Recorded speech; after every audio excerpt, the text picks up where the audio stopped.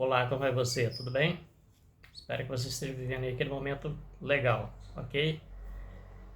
Bom, no tocante, né, à vinda de Jesus, temos dois consórcios, né? Temos o consórcio atual e o consórcio bíblico dos dias de Jesus e anterior também à sua primeira vinda.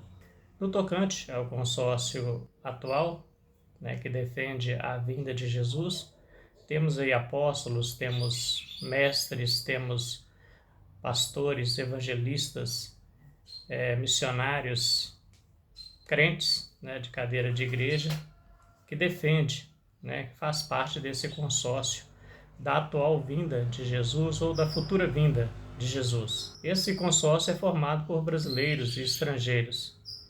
Já o consórcio bíblico, né, ele é formado por profetas, ele é formado por discípulos, ele é formado por apóstolos, ele é formado por evangelistas, ele é formado também por dois seres, né, do céu, Jesus e os anjos, que testificaram, né, que aquela vinda deveria acontecer ali no primeiro século. Então, há um embate, né, entre esses dois consórcios. Esses escritores, né, e teólogos que escrevem por aí sobre a suposta vinda de Jesus são verdadeiros titãs, né, da atualidade. O que eles falam é lei e ninguém contesta. Ninguém pega a Bíblia para poder verificar se realmente contém ali na Bíblia essa construção teológica que eles criam ou que eles criaram para poder defender uma vinda futura de Cristo, uma vinda futura de Jesus. Mas será que aquele consórcio de defensores de uma vinda de Jesus defendia essa vinda para os nossos dias ou defendia essa vinda para aquela época? Não faz sentido aqueles anjos ficarem privando, né, os discípulos de se despedirem de Jesus se Jesus não ia voltar nos seus dias, né?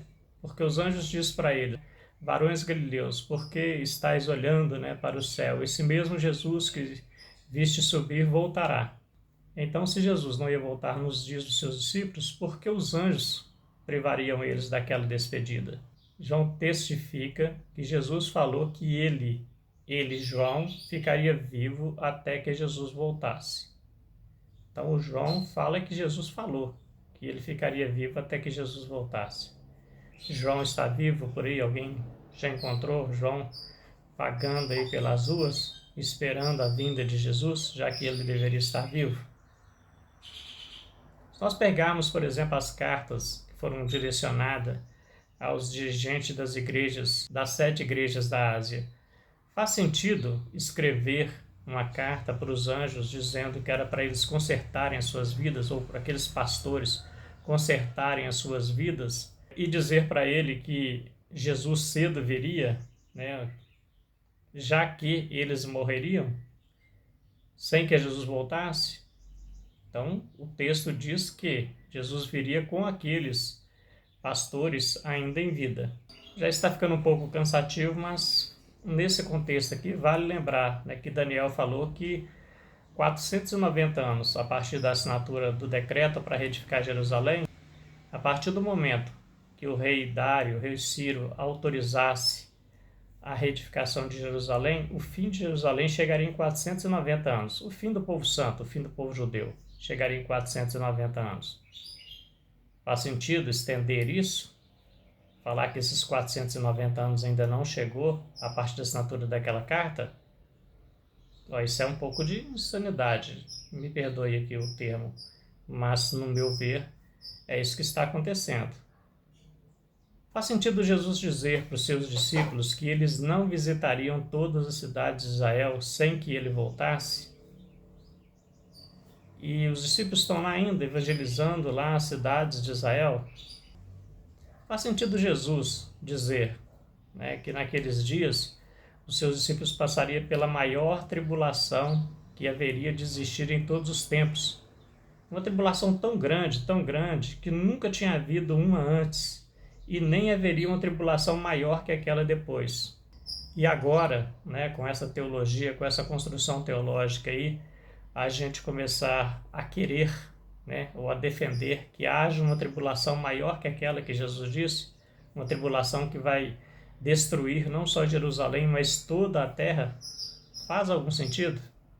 Então são dois consórcios, né? O consórcio que defende uma vinda de Jesus nesses tempos, né? E um consórcio, né, que defendia a vinda de Jesus naqueles dias.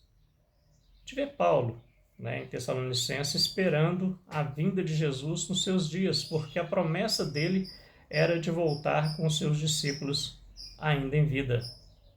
Ele não disse, em Mateus 24, 34 e Lucas 21, que não passaria aquela geração sem que tudo aquilo acontecesse, sem que a maior destruição de todos os tempos acontecesse?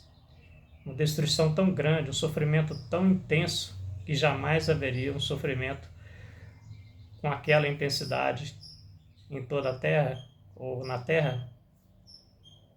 Então são dois consórcios. É o consórcio dos escritores, dos teólogos, dos pastores, dos apóstolos, que não são judeus, né? São brasileiros e de outras nações, que defendem uma vinda futura de Cristo. E aquele consórcio, lá do primeiro século, composto pelos apóstolos, pelos discípulos, pelos profetas, por anjos, né? E pelo próprio Jesus, que afirmava que ele viria ainda naquela geração. Aí você decide em qual crer, né? Você tem essa liberdade.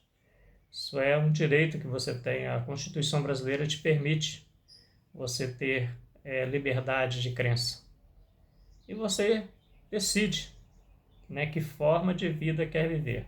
Se quer viver uma vida na expectativa de uma vinda futura de Cristo, ou se quer viver uma vida numa expectativa, né, consumada de que Cristo já veio no primeiro século e que tudo tratava do fim, né, de uma era, do fim de um tempo, de uma dispensação, fim de uma Jerusalém antiga que envolvia sacrifícios e uma ritualidade religiosa que sacrificava o povo de Israel. E o início, a chegada, né, de um novo tempo, de uma nova Jerusalém, que não ia cobrar deles nenhuma daquelas exigências do tempo de Moisés. Ia cobrar deles simplesmente uma conduta, né, saudável, uma conduta santa, né, porque santidade é praticamente você não errar. Quando você é uma pessoa santa, você evita o erro. Então, aquela Jerusalém que descia do céu, simplesmente exigir deles que eles não errassem na conduta das suas próprias vidas. Cada um ia dar conta de si mesmo a Deus, diretamente a Deus, sem passar pelo sacerdócio judaico. Aí você decide, ok? Eu vou deixando aqui um forte abraço para você e te desejo graça e te desejo paz.